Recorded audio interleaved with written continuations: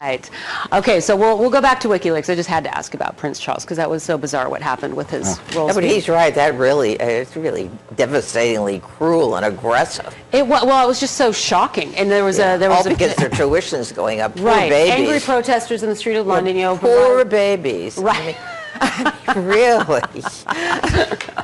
All right, well, let's talk about WikiLeaks because I know we're going to have to switch gears here to a different subject in just a moment. If you have anything to say about Christmas and about the war on Christmas, stick around because we're coming to that in just a minute. But let's go ahead and talk about Julian Assange real quick.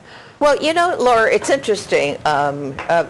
Julian Assange really is a terrorist. I mean, you have to say that. He doesn't care who he offends, and he doesn't seem to wonder too much about. He doesn't seem to believe that in the concept that anything is worth keeping secret.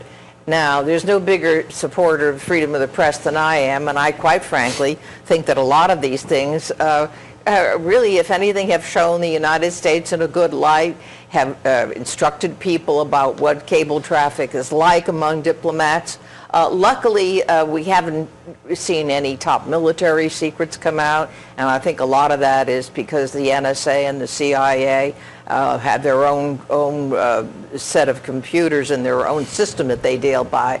So having said all that, I don't think a lot of harm has been done so far, but I don't think that people like Julian Assange, who loathes the United States, and really might as well have been one of those people throwing a garbage can at Prince Charles. I mean, I don't think there's any doubting his and the sophomoric people who follow him, who think that this is really a cyber game, and it's really not.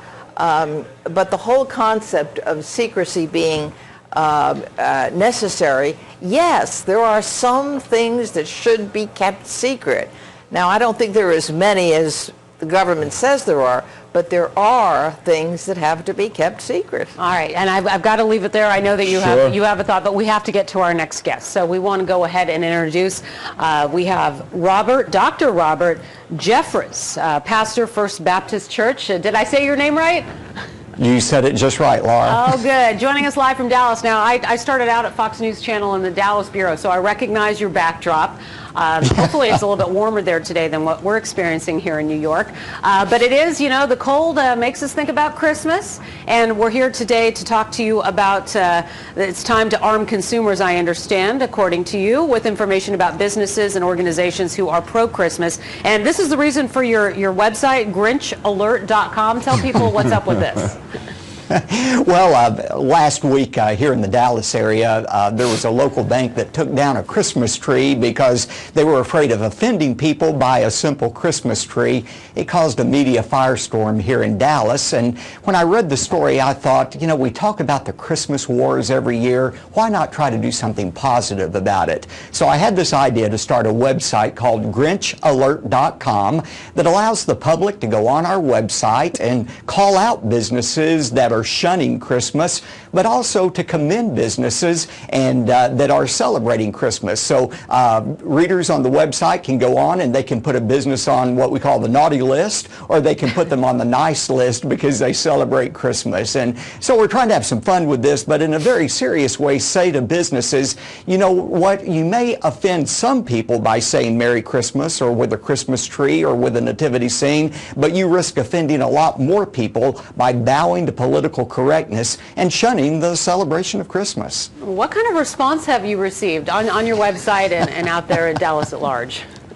Well, we have been flooded, first of all, locally, but now nationally, since this story has gotten out, with all kind of people making posts. Tens of thousands have visited the website. I think we have right now about 2,200 people that have attempted to make posting of people on the naughty list or the nice list. And some people have been negative about it. Obviously, they think somehow we're calling for a boycott, which we're not. And they've been negative, but others have said, you know, thank heavens for a church that's willing to take a stand and say it's time to quit bowing to political correctness. So the reviews have been mixed, but we think it's a positive message right now. All right, well, we've got a panel right here, and I want to include them in this conversation and ask them to ask you questions if you choose to, or comment on what he just said. David, since I cut you short on WikiLeaks. Not at all.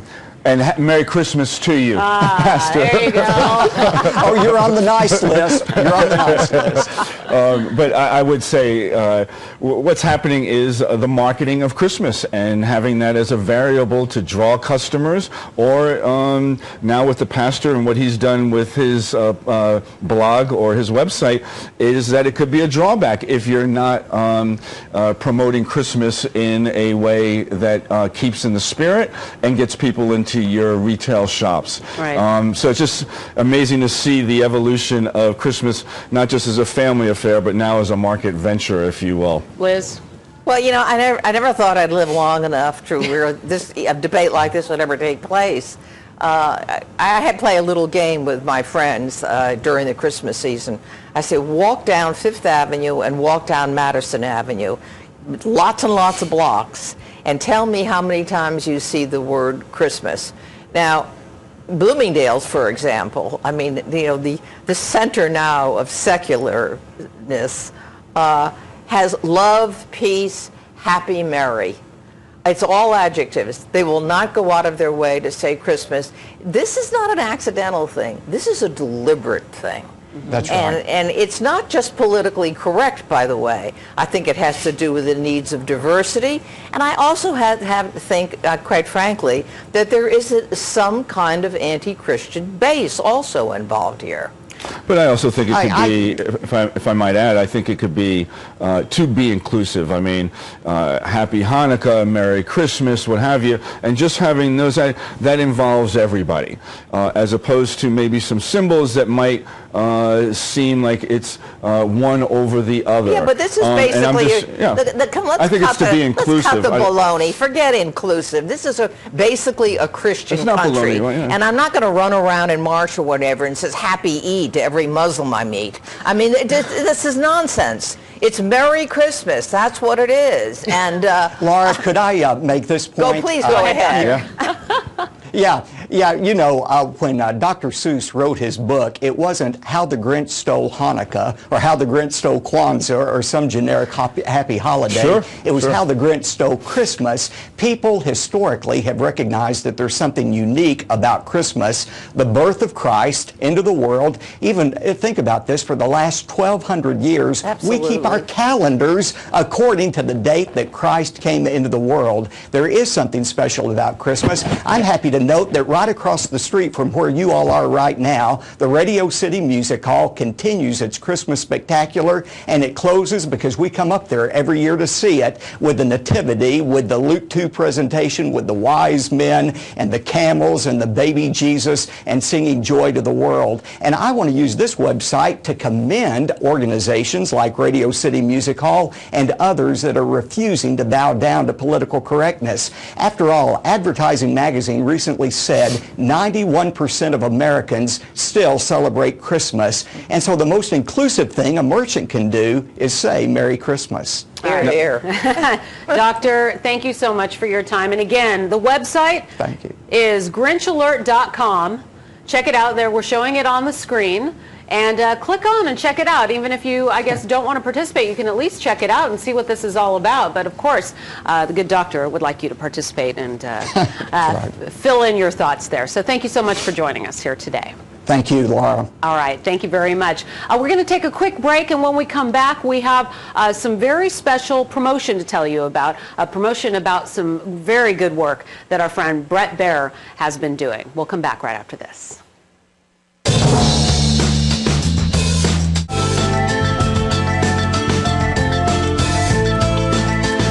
Welcome back, FoxNews.com Live. How you doing? Laura Engel here on the panel. The panel's still chatting away. We're talking politics. We're talking. Hi, Laura. Hello. Hello. We're here talking about, of course, all the top stories on FoxNews.com, and we want to hear from you as we move throughout the day.